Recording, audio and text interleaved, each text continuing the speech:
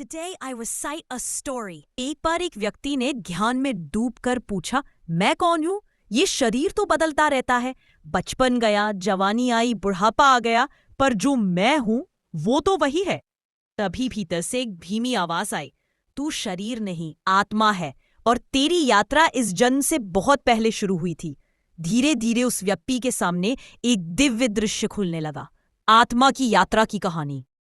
आत्मा का पहला जन्म। प्रारंभ में केवल प्रकाश था, शुद्ध चेतना। उसी चेतना से एक चमकदार आत्मा प्रकट हुई। भगवान बोले, जा, संसार में जा और अनुभव कर अपने कर्मों के परिणाम। आत्मा ने धरती पर जन्म लिया, पहले एक पक्षी के रूप में जिसने उड़ना सीखा, फिर एक पशु के रूप में जिसने प्रेम और सुरक्षा का अनुभव किया। हर जन्म में आत्मा ने कुछ सीखा, कभी भय, कभी करुणा, कभी आसक्ति। मनुष्य का जन्म। कई योनियों के बाद आत्मा को मिला मनुष्य शरीर, भगवान की सबसे बड़ी देन। अब उसके पास था विवेक, अच्छाई और बुराई में फर्क करने की शक्ति।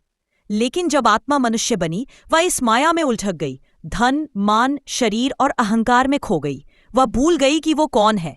भगवान दूर से देखते रहे। जब तू तैयार होगी तब मैं तुझे याद दिलाऊंगा कि तू कौन है। जागरण।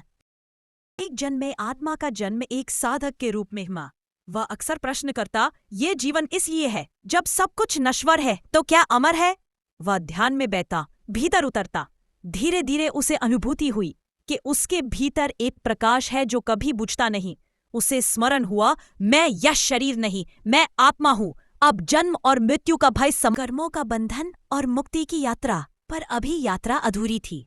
कर्मों के बंधन आत्मा को बार बार पृथ्वी पर खींच लाते थे। कभी राजा के रूप में जन्म लिया, कभी गरीब के रूप में।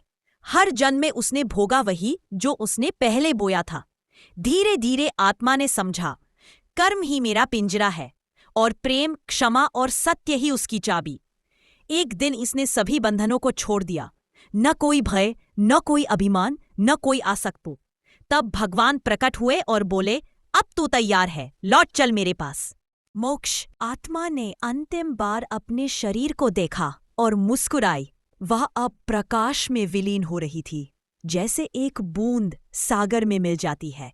कोई अंत नहीं था, बस शांति, पूर्णता और प्रेम। अब वह मुक्त थी, जन्म और मृत्यु के चक्र से परे। मोरल, जीवन सिर्फ शरीर की कहानी नहीं, ये आत्मा की यात्रा है, जन्म से मोक्ष तक।